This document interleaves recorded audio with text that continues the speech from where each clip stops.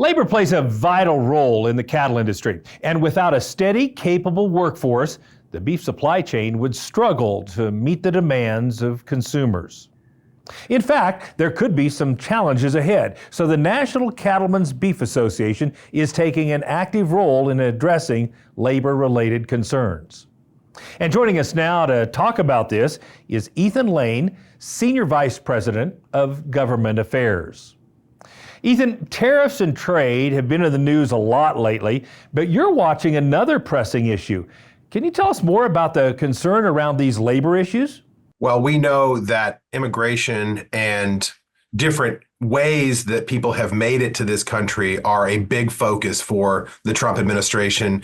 This is something the president campaigned on. It's something that voters around the country really responded to. And a lot of that stems from the crisis at the southern border and the pressure that has put on our producers down there and others in those border states. But the other side of that coin, when we talk about agriculture and the cattle industry in particular, obviously, is the need for labor throughout the supply chain.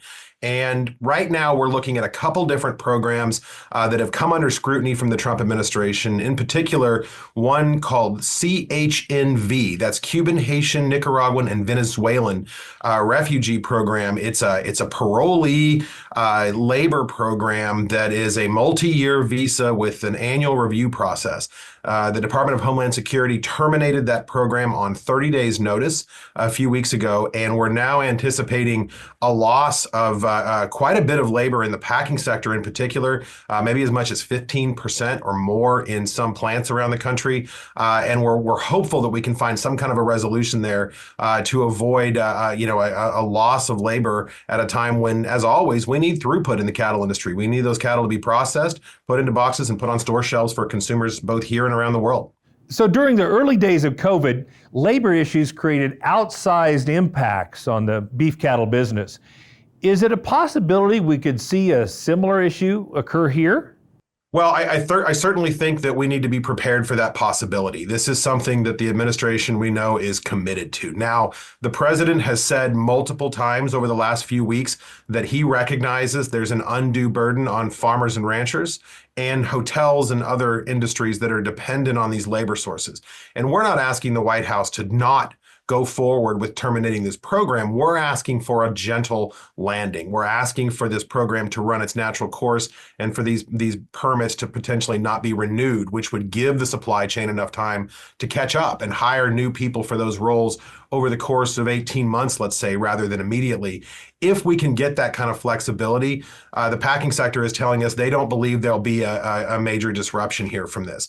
If this and other programs that are pressuring labor move forward unabated, we could be looking at some slowdowns. We could be looking at backups and things like that, and those are never good. Even with a lower supply of cattle, even with pressure at the southern border because of New World screwworm, we're always looking at that throughput, and so we want to avoid any kind of disruptions like this if possible. So Ethan, is there anything that cattlemen and women can do to assist you all in your efforts?